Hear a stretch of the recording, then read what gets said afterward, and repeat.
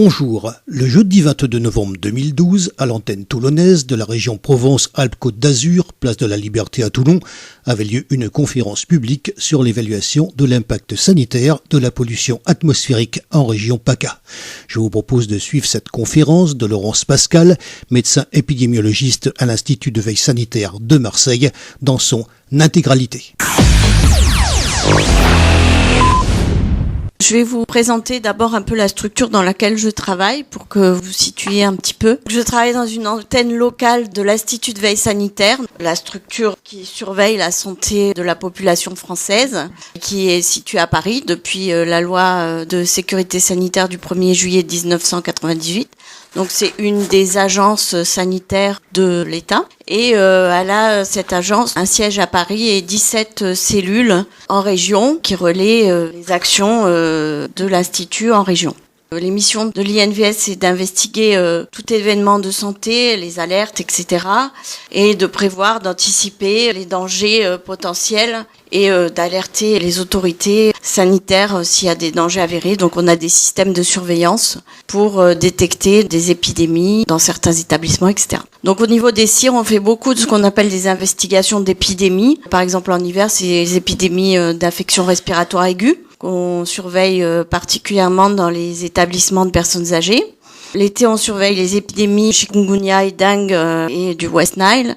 Et on investigue aussi des concentrations de cancers qui nous sont signalés, soit par des médecins, soit par la population. Et on a aussi un système de surveillance, notamment sur la pollution atmosphérique dans la région PACA, sur les maladies à transmission vectorielle, sur certains événements exceptionnels, comme la canicule. Tous les étés, on a un système de surveillance pour la canicule. On fait aussi des évaluations, des expertises, des formations et des présentations à des colloques quand on nous sollicite. On est appliqué sur la thématique pollution de l'air et santé depuis très longtemps. CIRSUD a été créé en 1995. Depuis 1997, on surveille les impacts de la pollution de l'air sur la santé au niveau de la région, tout d'abord à Marseille, puisque c'était la première grande ville qu'on a étudiée. On participe à un programme de surveillance nationale. Depuis 1997, on a Marseille qui est inclus dedans. Et depuis l'année dernière, ce programme a été étendu à d'autres villes. Et donc, sur la région, il y a aussi la ville de Nice qui est inclue dans ce programme. Ensuite, on fait ce qu'on appelle, et ce que je vais vous présenter plus particulièrement ce soir, des évaluations d'impact sanitaire de la pollution atmosphérique urbaine. On les fait sur 6 grandes agglomérations de PACA. On les fait régulièrement pour réactualiser les résultats et les données. On a aussi réalisé une étude sur l'impact de la pollution industrielle au niveau de la zone Fossétan de Berne, dans le département 13. On participe activement à des études européennes et on participe, donc moi qui suis la référente air pour la CIR, je participe généralement aux différents plans qui sont sur l'air et sur la santé environnement.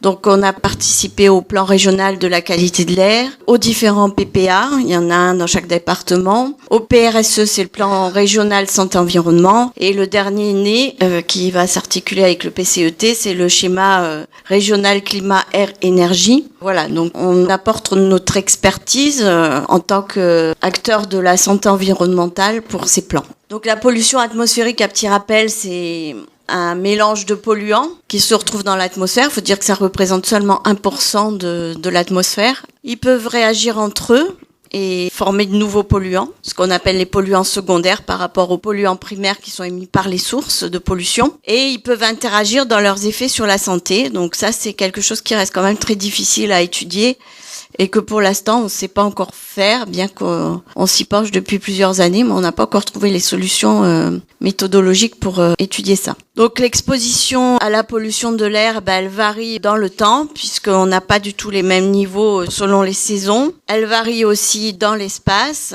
parce que si vous êtes à Toulon et à quelques kilomètres, vous n'avez pas les mêmes niveaux de pollution. Et le mélange de polluants varie aussi en fonction des sources qui sont présentes. Par exemple, sur la région de l'étang de Berre, il y a beaucoup de dioxyde de soufre parce qu'il y a quand même beaucoup d'usines encore.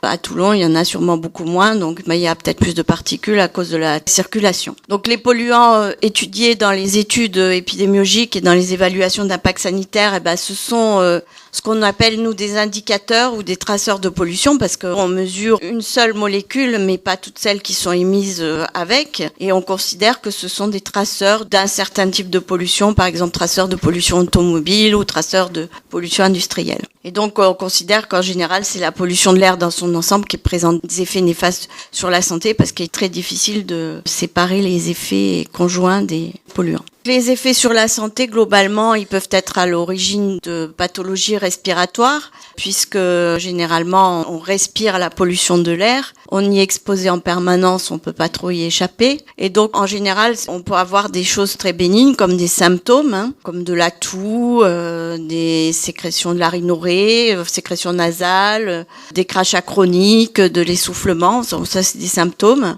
Et puis, on peut aussi aggraver par les niveaux de pollution des pathologies chroniques respiratoires ou cardiaques qui existent. Par exemple, on peut augmenter le nombre de crises d'asthme chez les asthmatiques. La pollution peut aussi favoriser la décompensation de la bronchite chronique en favorisant l'insuffisance respiratoire aiguë, par exemple. Depuis une dizaine d'années, on sait aussi que la pollution de l'air a un impact sur le système cardiovasculaire.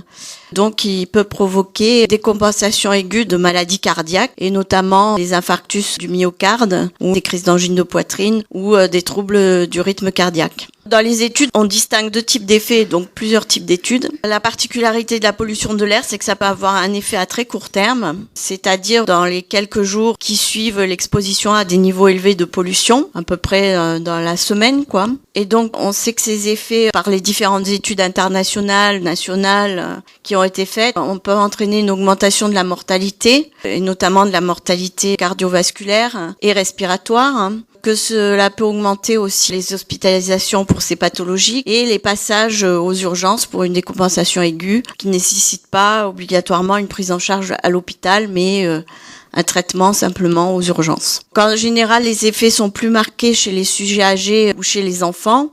Ça dépend pas de l'âge, c'est pas le facteur âge qui fait que ces personnes-là sont plus sensibles, mais c'est pour les enfants parce qu'ils ont un système respiratoire en formation. Quand on est, on a un système respiratoire qui n'est pas terminé et il continue à se former jusque vers l'âge de 9 ans. Donc, ils sont très sensibles aux impacts sur ce système respiratoire en formation avec des risques de dégâts et de diminution de la fonction respiratoire. Et puis, ils ont aussi un système de défense immunitaire qui est encore assez peu mature puisqu'il faut qu'ils se forment leur défense dans les 3-4 premières années de vie. On forme son organisme à se défendre aux agressions extérieures et donc on est plus sensible à cette époque-là aux infections puisque c'est vraiment entre la naissance et 6 ans qu'on fait à peu près toutes les pathologies infantiles et on est aussi plus sensible à la pollution de l'air. Les personnes âgées, elles, sont plus sensibles d'une part parce qu'elles ont souvent des pathologies chroniques et donc plus susceptibles d'être exposées à des décompensations de ces pathologies chroniques.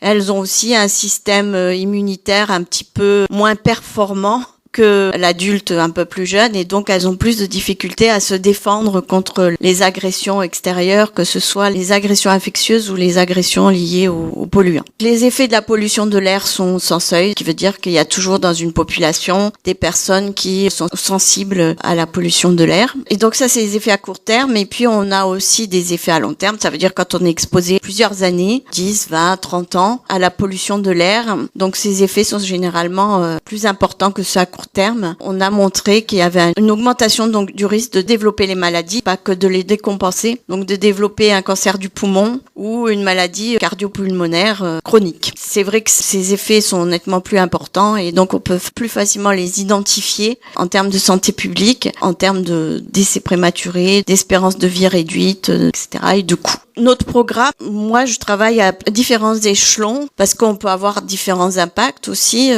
Je travaille à l'échelon européen. Le dernier programme auquel j'ai participé s'appelait AFECOM. Ce programme regroupe 26 villes européennes, dont 9 villes françaises, les principales capitales ou villes importantes de 12 pays européens. C'est une étude assez puissante sur le plan des analyses parce qu'on a beaucoup de cas à analyser et on concerne plusieurs millions de populations. Le principal résultat de ce projet qui a été publié l'année dernière, c'est que a étudié la pollution des particules fines, les PM2,5, qui pour nous en France sont essentiellement des particules issues des moteurs diesel. Si elle était ramenée au seuil de 10 microgrammes par mètre cube, c'est pas les valeurs de normes françaises, mais c'est les valeurs guides de l'Organisation mondiale de la santé, qui sont beaucoup plus restrictives que les valeurs normatives françaises et européennes. On pourrait augmenter l'espérance de vie entre 4 et 8 mois pour les villes françaises et jusqu'à 22 mois pour la ville de Bucarest, qui est la ville la plus polluée d'Europe,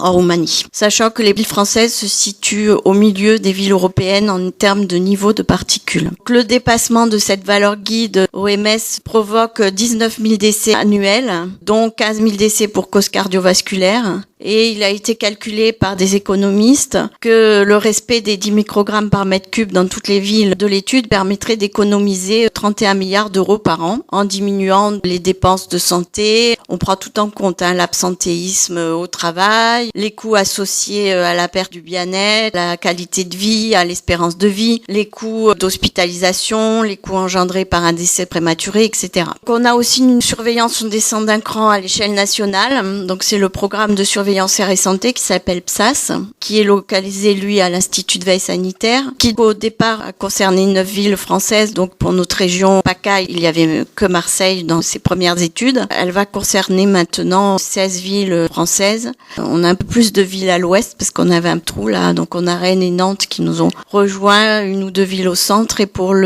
Tour Méditerranéen, on a en PACA Nice en plus et de l'autre côté Montpellier. Ce programme est aussi en train de se mettre en place dans les zones ultramarines à La Réunion et en Antilles-Guyane. Cette conférence est divisée en 2 parties. Je vous retrouve dans quelques instants dans la deuxième partie de ce sujet. Ne bougez pas, on revient à tout de suite.